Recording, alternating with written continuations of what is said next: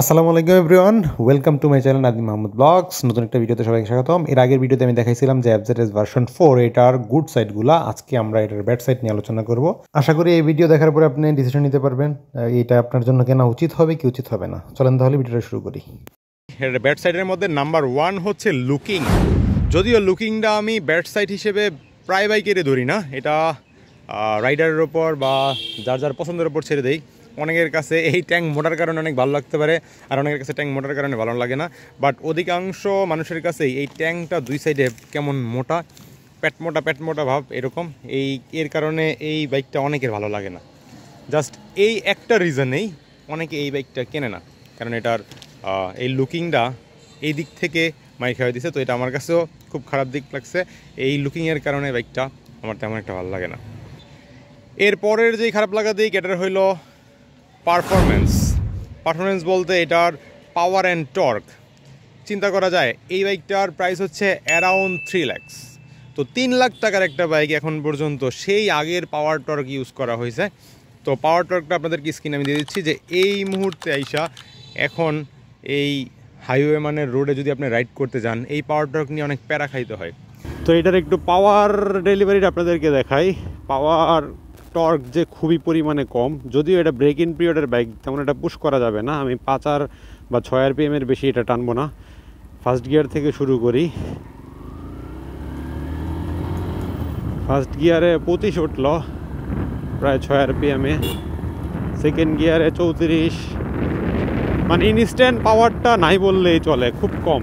এই যে থার্ড গিয়ারে 42, মানে একটু ধীরে ধীরে ওঠে, একেবারে যে ওঠে না তা না, কিন্তু ওঠে খুব স্লোলি ওঠে।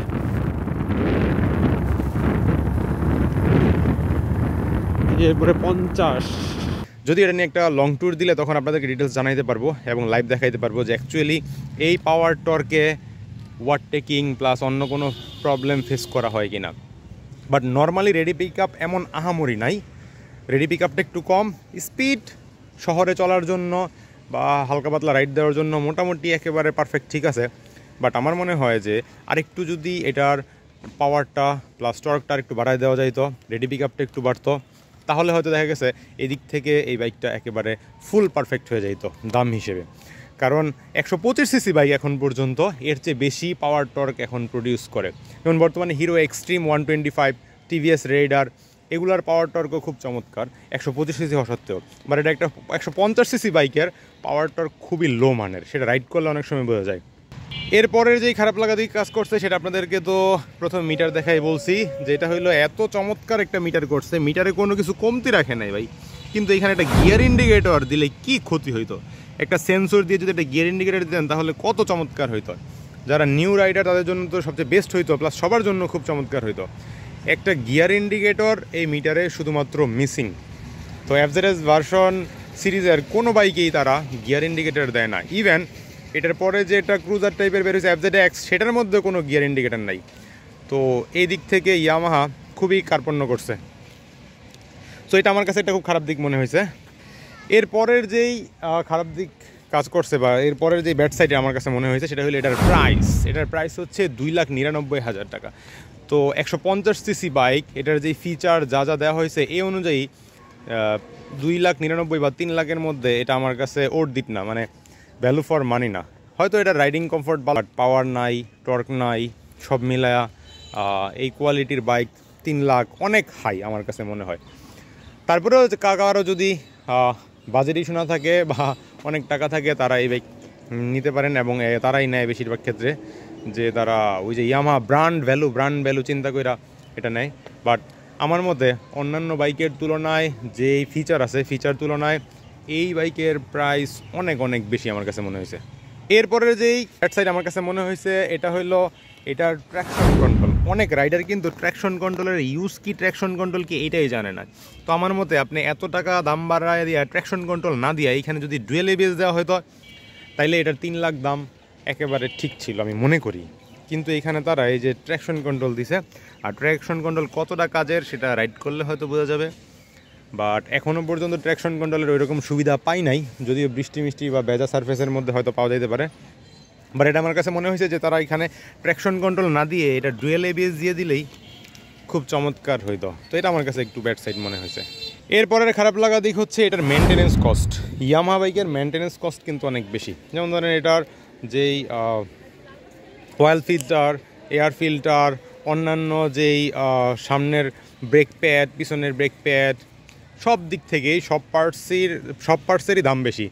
সো এই দিকটা আমার কাছে ব্যাড সাইড মনে হয়েছে যে ইয়ামাহার আপনি যখন কিনবেন, ইয়ামাহা কেনার পরে আপনাকে আগেই মনে রাখতে হবে যে এটার মেনটেনেন্স কস্টটা একটু হাই হবে অন্যান্য বাইক তুলনায়।